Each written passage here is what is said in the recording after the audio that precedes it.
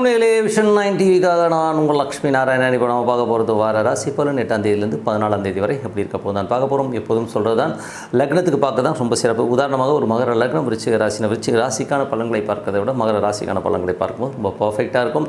அதே மாதிரி இந்த வீடியோவில் முதலில் பொது பலன்கள் வரும். அதுக்கப்புறம் பார்த்திங்கன்னா தசாபுத்தி பலன்கள், உங்களோட என்ன தசாபுத்தி அந்தரங்கள் நடக்குதோ அதை நோட் பண்ணி வச்சுட்டு அதையும் மிங்கிள் பண்ணி பார்க்கும்போது அது ரொம்ப பர்ஃபெக்டாக வரும்.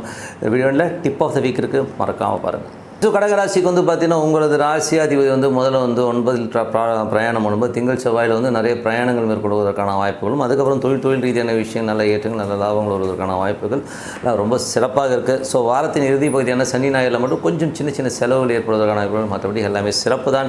அதுக்கப்புறம் பார்க்கும்போது இரண்டாம் அதிபதியான சூரியன் 9இல் இருக்கும்போது நிறைய பிரயாணங்கள் மேற்கொள்வதற்கான வாய்ப்புகள் இருக்குது. குடும்பம் சார்ந்த விஷயங்களுக்காக கொஞ்சம் பிரயாணம் பண்ணலாம். வேலை சம்மந்தமான விஷயங்கள், பணம் சம்மந்தமான விஷயங்களுக்காக பிரயாணங்கள் மேற்கொள்வதற்கான வாய்ப்புகள்லாம் ரொம்ப நல்லாயிருக்கு. அதுக்கப்புறம் 3ஆம் அதிபதி, ஸோ உங்களுக்கு 3-12ஆம் அதிபதி புதன் பார்த்திங்கன்னா 10இல் இருக்கும்போது கொஞ்சம் தொழில் ரீதியான விஷயங்களுக்காக கொஞ்சம் அலைச்சல்கள் ஏற்படுவதற்கான வாய்ப்புகள் இருக்குது. பணம் கிடைக்குமானால் நல்ல பெரிய பணம் கிடைக்கிறதுக்கான வாய்ப்புகள் இருக்குது. ஸோ அதுக்கான அலைச்சல்கள் நல்ல வருமானம் வருவதற்கான வாய்ப்புகள் ரொம்ப சிறப்பாக இருக்குது. பட் என்னென்னா சூரியன் உங்களுக்கு உத்திரட்டாதியில் போகும்போது கொஞ்சம் சின்ன விஷயங்கள் ஒரு எமோஷன்ஸோ கொஞ்சம் டென்ஷன் ஸ்ட்ரெஸ் வருவதற்கான வாய்ப்புகள் நிறைய இருக்குங்க. ஸோ மற்றபடி எல்லாமே சிறப்பு தான். அதுக்கப்புறம் பார்க்கும்போது உங்களது 3ஆம் அதிபதி என்றைக்குமே ஒரு கமிட்மெண்ட் கொடுக்கும்போது அதில் சின்னதாக ஒரு டிலேட் இருக்கும். நம்ம கமிட்மெண்ட்டை முடிக்க முடியலையோ அப்படிங்கிற எண்ணங்களும் சில பேருக்கு ஏற்படலாம். 4ஆம் அதிபதியான சுக்கிரன், ஸோ 4 மற்றும் 11ஆம் அதிபதியான சுக்கிரன் பார்த்திங்கன்னா உங்களுக்கு இப்போ 9இல் இருக்குது. ஸோ 9ன்றது பார்த்திங்கன்னா நிறைய பிரயாணங்கள், நல்ல லாபங்கள், அதாவது வீடு சொத்துக்கள் சார்ந்த விஷயம், தந்தை சார்ந்த விஷயங்கள் எல்லாம், தாய் சம்பந்தமான விஷயங்கள், தாயார் தந்தை சம்பந்தமான விஷயம், பெருத்த லாபங்கள் வருவதற்கான வாய்ப்புலாம் ரொம்ப நல்லா இருக்குது. அதுவும் உச்சமாக இருக்கும்போது நல்ல பெரிய லாபங்களை கொடுக்கும். வெளிநாடு சார்ந்தவர்கள் பெருத்த லாபங்களை கண்டிப்பாக எதிர்பார்க்கலாம். அதுக்கப்புறம் பார்க்கும்போது உங்களுக்கு 5ஆம் அதிபதி, ஸோ கடகலக்கணமாக இருந்து 5ஆம் அதிபதியான செவ்வாய் பார்த்திங்கன்னா ஒரு தொழிலுக்கும் ஒரு 10ஆம் அதிபதி 5-10ஆம் அதிபதி உங்களுக்கு நல்ல ஒரு விஷயங்கள் 9இல் இருக்கிறது பார்த்திங்கன்னா என்ன மாதிரி விஷயங்களை கொடுக்கும். ஸோ 9இலேருந்து பார்த்திங்கன்னா உங்களுக்கு அது ராகு 9இல் இருக்கிறனால ஓரளவுக்கு பிரயாணங்களை கொடுத்தாலும் கொஞ்சம் சின்ன ஸ்ட்ரெஸ்ஸுகளை கண்டிப்பாக கொடுத்துரும். காரணம் செவ்வாய் இருக்கிறது 8இலிருந்து அது ராகுடைய சாரத்தில் போகும்போது கண்டிப்பாக ஒரு சின்ன டிப்ரெஷன் ஸ்ட்ரெஸ்ஸை கொடுத்துரும். தேவையில்லாத ஒரு வழக்குகளையோ டென்ஷனையோ கொடுத்துரும். குழந்தைகள் சம்மந்தமான விஷயங்களை கொஞ்சம் வாக்குவாதங்கள் வர்றது, தொழில் சம்மந்தமான விஷயங்கள் ரொம்ப கேர்ஃபுல்லாக இருக்க வேண்டிய ஒரு அவசியம்தான். அதுக்கப்புறம் பார்க்கும்போது உங்களது கடகலக்கணமாக இருந்து குரு தசாபுத்தி அந்தரம் நடக்கிற குரு பார்த்திங்கன்னா உங்களுக்கு என்ன மாதிரி விஷயங்கள் 10ஆம் இடத்துல இருக்கும்போது உங்களுக்கு சிறந்த ஒரு தொழில் சம்பந்தமான விஷயங்கள கடன்கள் கிடைக்கிறதுக்கான வாய்ப்புலாம் நிறையவே இருக்குது. ஸோ அது ஒரு சிறப்பான விஷயந்தான். ஸோ அதுக்கப்புறம் பார்க்கும்போது கடனுக்காக கொஞ்சம் அலைச்சல் இருக்கும். சில பேர் பிரயாணங்கள் மேற்கொள்வதற்கான வாய்ப்புலாம் ரொம்ப நல்லா இருக்குது. பணம் வருவதற்கான வாய்ப்புகள் நல்லாவே இருக்குது. பெரிய பணம் கிடைக்கிறதுக்கான வாய்ப்புகள், நல்ல ஒரு தூர தேசம் சென்று அங்கே பணம் வர்றது, இல்லை வெளியூர்லேருந்து பணம் வர்றதெல்லாம் ரொம்ப சிறப்பாக இருக்குது. ஸோ நல்ல விஷயங்கள் தான். அதுக்கப்புறம் பார்க்கும்போது உங்களது 7ஆம் அதிபதி, ஸோ 7ஆம் அதிபதியான 7க்கு சனி 8இல் இருக்கும்போது கொஞ்சம் கணவன் மனைவிக்கு தேவையில்லாத ஒரு தர்க்கங்கள், சின்ன ஒரு வாக்குவாதங்கள் வருவதற்கான வாய்ப்புகளும் கொஞ்சம் கவனமாக இருக்கணும். 8இல் உள்ள சனி 9ஆம் அதிபதியான குரு, ஸோ 10ஆம் அதிபதியான குருவில் இருக்கும்போது ரொம்ப கேர்ஃபுல்லாக இருக்கும். தொழில் ரீதியான விஷயம் பெரிய ரிஸ்க் எடுக்காமல் இருக்கிறது ரொம்ப நல்லது. பெரும் ரிஸ்க் எடுத்திங்கன்னா அதில் மாட்டிக்கிறதுக்கான வாய்ப்பு இருக்கணும். ரொம்ப கேர்ஃபுல்லாக இருக்கணும். 9ஆம் அதிபதியான குரு பார்த்திங்கன்னா 10இல் இருக்கும்போது அப்பா சம்மந்தமான விஷயங்கள், பெரும் பணம், பெரிய விஷயங்கள்லாம் கிடைக்கும். பெரிய ஒரு உச்சத்தை தருவதற்கான வாய்ப்பு ரொம்ப நல்லா இருக்குது. வெளிநாட்டில் இருக்கிறவங்களாம் பெரிய லாபங்கள் வருவதற்கான வாய்ப்புலாம் ரொம்ப நல்லாவே இருக்குங்க.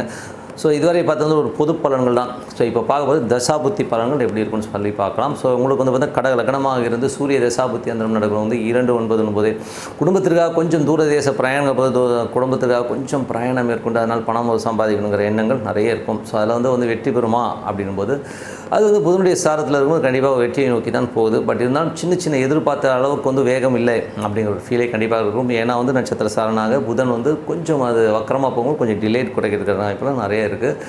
அதுக்கப்புறம் பார்க்கும்போது ஒப்பந்தங்கள், ஸோ புதிய ஒப்பந்தங்கள் ஏதாச்சும் நடக்கிறதாலும் அதுவும் சின்ன டிலேஸ் இருக்கும். சின்ன கழகங்கள் பின்னாடி பேசுறதுக்கான வாய்ப்புகள் ரொம்ப கவனமாக இருக்கணும். அதுக்கப்புறம் பார்த்தா கடக லக்னமாக இருந்து சந்திர தசாபத்தி அந்த நடக்கணும். நல்ல ஒரு லாபங்கள், நல்ல ஒரு ஏற்றங்களுக்காக கொஞ்சம் அலைச்சல்கள் இருக்கும். பெரிய தொழில் லாபங்கள் வருவதற்கான வாய்ப்புகள் இந்த வாரம் ரொம்ப சிறப்பாக இருக்குது.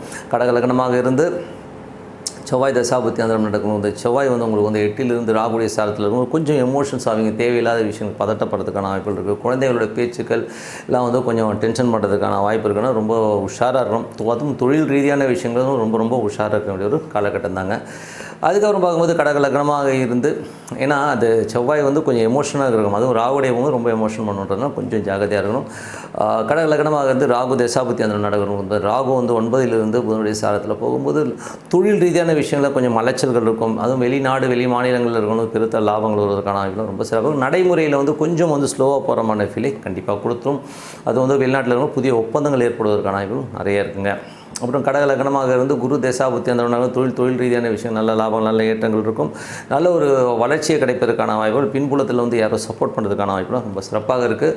தொழில் ரீதியான விஷயங்கள் வந்து பார்த்திங்கன்னா குரு வந்து பார்த்திங்கன்னா உங்களுக்கு 6ஆம் தேதி வேலை சம்பந்தமான விஷயம் நல்ல ஏற்றங்கள் நல்ல லாபங்கள் ஒரு பெரிய பணம் வருவதற்கான வாய்ப்புகள் சில இருக்குங்க.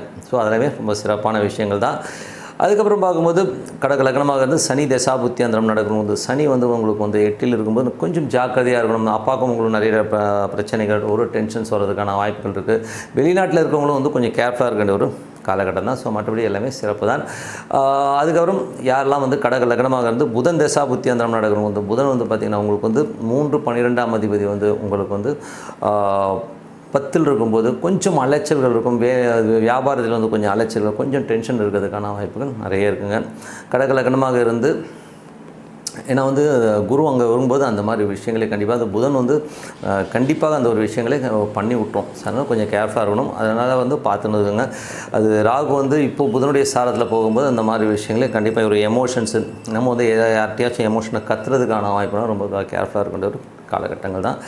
அதுக்கப்புறம் வந்து கடக லக்னமாக இருந்து கேது தசாபுத்தி அந்த நடக்கிறவங்க எப்படி இருக்கும்போது கேது வந்து பார்த்திங்கன்னா சந்திரனுடைய சாரத்தில் போகும்போது நிறைய பிரயாணங்கள் மேற்கொள்வதற்கான வாய்ப்புகள் இருக்குது. ஸோ நல்ல பிரயாணங்கள் நல்ல லாபங்கள் கிடைப்பதற்கான வாய்ப்பும் ரொம்ப சிறப்பாக இருக்குங்க. ஸோ கடக லக்னமாக இருந்து சுக்கிர தசாபுத்தி அந்த நடக்கிறவங்க எப்படி இருக்கும். சுக்கிரன் வந்து பார்த்திங்கன்னா உங்களுக்கு இப்போ 9ல் உச்சமாக இருக்கும்போது அப்பா சார்ந்த உறவுகள் தாயார் சம்பந்தமான விஷயம் நல்ல லாபங்கள் நல்ல ஏற்றங்கள் வருவதற்கான வெளிநாட்டில் இருக்கும்போது பெருத்த லாபங்கள் வருவதற்கான வாய்ப்பு ரொம்ப சிறப்பாக இருக்குது. பட் அதெல்லாமே சிறப்பு தான். பட் இருந்தாலும் என்ன ஒரு பிரச்சனைனா அது வந்து போகிற சாரம் வந்து பார்த்திங்கன்னா உங்களுக்கு வந்து சனியுடைய சாரத்தில் போகும்போது சின்ன ஸ்ட்ரெஸ்ஸுகளே அப்பப்போ கொடுக்கும். ஸோ வரும், ஆனால் வந்து கொஞ்சம் டென்ஷன் பண்ணி டே டு டே லைஃப்பில் வந்து ஒரு சின்ன டென்ஷன்களை வந்து ஃபேஸ் பண்ணுறதுக்கான வாய்ப்புகள் கொஞ்சம் கவனமாக இருக்கணுங்க.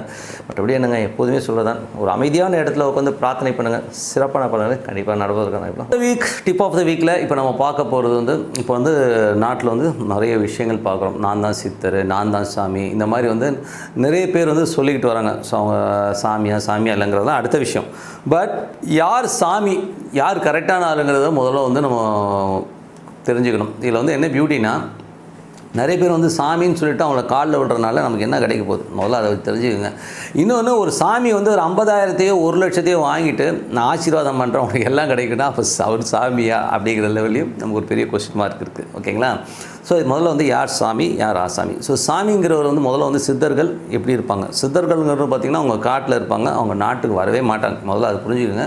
அவங்க ஏதாச்சும் அரவம் இல்லாத இடத்துல உட்காந்து தியானம் பண்ணுவாங்க, இறைவனாக ஒன்றி இருப்பாங்களே வழியா அவங்க வந்து உங்களுக்கு வந்து ஆசீர்வாதம் பண்ணி உங்களுக்கு எல்லாமே பண்ணணும்னு அவங்களுக்கு அவசியம் கிடையாது. நீங்கள் வந்து அங்கே போகும்போது ஏதோ கண்ணில் படும்போது ஏதோ ஒரு விஷயத்தில் வந்து அவங்களுக்கு வந்து நல்லதுன்னு படுதுன்னா அப்போ ஆசீர்வாதம் வாங்கினா உண்ட வழியை எந்த சித்தரும் உங்களை தேடி வந்து ஆசீர்வாதம் பண்ண மாட்டாங்கிறத முதல்ல புரிஞ்சுக்கணும். ஸோ அதனால் வந்து சித்தர்கள் நாட்டுக்கு வருவாங்கன்றதை வந்து உங்கள் மைண்ட்லேருந்து எடுத்துருங்க. ஓகேங்களா? ஒரு சாமியாரால் வந்து உங்களை வந்து நல்வழிப்படுத்த முடியும்னா நிறைய சாமியார்கள் வந்திருப்பாங்களே, அந்த மாதிரிலாம் யாரும் வந்து வர முடியாதுங்கிறத மெயினாக எடுத்துக்கோங்க. அதே நேரத்தில் வந்து சித்தர்கள் இருக்காங்களா அவங்கள எப்படி ஐடென்டிஃபை பண்ணுறதுங்கிறத சொல்லிடுறேன். ஸோ சித்தர்கள் வந்து எப்படி இருப்பாங்கன்னா சித்தர்கள் ஜென்ரலாக வந்து பார்த்திங்கன்னா நம்ம கண்ணுக்கு வந்து தெரிய ரொம்ப ரேரு. ஓகேங்களா? ரொம்ப ரேரு. நீங்கள் பார்த்துருக்கீங்கன்னா நான் பார்க்கலைங்க. நான் வந்து சித்தர்களை வந்து நான் நேரடியாக பார்த்ததில்லை, ஆனால் உணர்ந்திருக்கேன். எப்படி உணர்ந்திருக்கேன், நான் தியானத்தாலும் ஒரு இறை வழிபாட்டில் இருக்கும்போது வந்து சித்தர்களை என்னால் உணர முடிஞ்சுது, எங்களை வந்து அவங்கள ஃபீல் பண்ண முடிஞ்சது. பட் ஆனால் எனக்கு வந்து அந்த இது கிடைக்கல. ஆனால் சித்தர்களை பார்த்த ஒரு சிலரை நான் மீட் பண்ணியிருக்கேன். ஸோ அவங்கக்கிட்ட நான் கேட்கும்போது அவங்ககிட்ட கேட்டிருக்கேன், எப்படிங்க நீங்கள் சித்தர்களை பார்க்குறீங்க அப்படின்போது காட்டு வழியாக நடந்து போயிட்டுருப்பாங்க. ஒரு கொல்லிமலை அந்த மாதிரி ஒரு ஏரியாக்கள், ஒரு சில ஏரியாக்கள் பழனிமலை, ஒரு ஏரியாக்கள் அவங்க போவாங்க. அவங்க வந்து சில தியானங்களுக்காகவும் ஒரு சில விஷயத்துக்காகவும் போகும்போது ஒரு சில இடங்களில் வந்து திடீர்னு ஒருத்தர் இருப்பாராம், துணியே இருக்காது அவங்கள்ட்ட. ஸோ துணியே இருக்காது, ஆனால் அவங்க வந்து மெடிடேஷனில் இருப்பாங்க. நமக்கு பார்த்தோன்னே ஒரு மாதிரியாக இருக்கும், என்னடா அது அப்படின்னு சொல்லி திரும்பி பார்த்தா ஆள் இருக்க மாட்டாங்க. அதே நேரத்தில் வந்து அவங்க இருக்கிற இடம் இருக்குன்னா சில பேர் வந்து குப்பை தொட்டி குப்பை கூலங்கள்லாம் இருப்பாங்க. என்ன அப்படி இப்படின்னு கண்ணாமலாம் பேசிகிட்டு இருப்பாங்க. நம்ம பார்த்தா வந்து ஒரு மனநலம் பாதிக்கப்பட்டவரோ அப்படிங்கிற லெவலில் நமக்கு தோணும். ஸோ அந்த மாதிரி ஒருத்தர் இருப்பார்.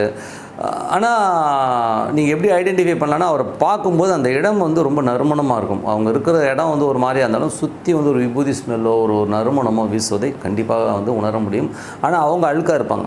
அந்த மாதிரி ஒரு ஆட்கள் கண்டிப்பாக பார்க்க முடியுது. அது மட்டும் இல்லாமல் நிறைய அதுக்கு வந்து நீங்கள் நாட்டில் கூட பார்க்க முடியும். சில பேர் வந்து ஏதோ ஒரு காட்டுக்குள்ளெல்லாம் இருப்பாங்க, நமக்கு தெரியாது. ஏன்னா அவங்க வந்து ஏன் வரமாட்டாங்கன்றதுக்கு ஒரு காரணம் இருக்குது. ஏன் வந்து அவங்க சராசரி மக்களோட சித்தர்கள் தொடர்பு கொள்வதில்லைன்னா, அவங்க வந்து இறைவனை நோக்கி பிரார்த்தனை பண்ணி மனதார பிரார்த்தனை பண்ணும்போது அவங்களுக்கு அந்த பவர்ஸ்லாம் இருக்குங்க. இப்போ உதாரணத்துக்கு வந்து ஒருத்தர் வந்து ஒரு பவர் ஏற்றிக்கிறாருன்னு வச்சுக்கோமே, ஒரு இறைவனை உண்டு இறைவனோட இறைவனாக இருந்து ஒரு பவர்ஸ் ஏற்றிட்டு வராருன்னா, அவர் நாட்டுக்குள்ளே வராருன்னு வச்சுப்போம். நாட்டுக்குள்ளே வந்துட்டு ஒரு 100 பேருக்கு அவர் பார்க்கும்போது அவருக்கு அந்த பவர் இருக்கும். அவரை வச்சு ஆசீர்வாதம் பண்ணுறது அதில் வந்து ரொம்ப நல்லாயிருக்கும். இதே வந்து ஒரு 10,000 பேர் 1,00,000 பேர் வந்தாங்கன்னு வைங்களேன், 10,000 பேர் 1,00,000 பேர் ஒரே இடத்துல வந்து பார்க்கும்போது இவர் வந்து ஒரு நல்ல ஒரு டிவைன் பவர் வச்சுருக்கார். ஆனால் எதிரில் வந்து 1,00,000 பேர் வந்து ஒரு நெகட்டிவ் பவராக கெட்டவன் நல்லவன் எல்லோரும் தானே வருவான். ஸோ அவனுடைய அத்தனை நெகட்டிவும் இவர் மேலே படும்போது இவருடைய பாசிட்டிவ் எனர்ஜி ஃபுல்லாகவே காலியாகிடும். ஸோ அதுக்கப்புறம் அவரும் ஒரு சராசரி மனிதனாகும். இப்போ உதாரணத்துக்கு சொல்ல போனால் ஒரு மனிதர் இருந்தார், அவர் வந்து பெஸ்ட்டு ஹீலருங்க, ஒரு சிறந்த ஹீலர். இன்றைக்கி வேறு கண்ட்ரியில் போய் செட்டில் ஆகிட்டார். ஸோ அவர் வந்து பார்த்திங்கன்னா ஹீலிங்கில் வந்து ரொம்ப சூப்பர்.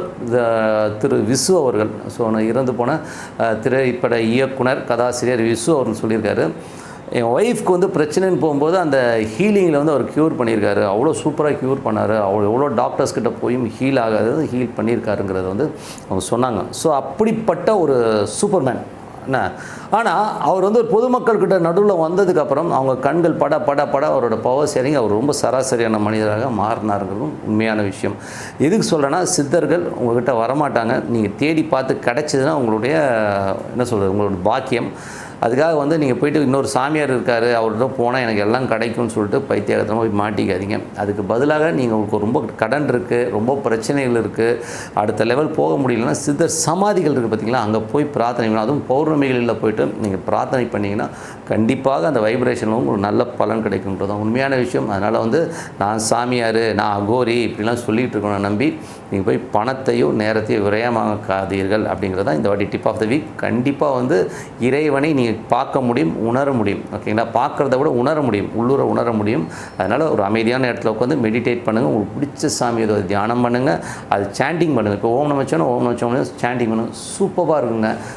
சாமிக்கிட்டலாம் வந்து நீங்கள் வந்து ஒரு சமாதிகளுக்கு போயிட்டு அது பௌர்ணமி நேரத்தில் வந்து அமைதியாக போய் உட்காந்து பாருங்கள், அவ்வளோ நல்லாயிருக்கும், அவ்வளோ வந்து பவர்ஸ் கிடைக்கும்.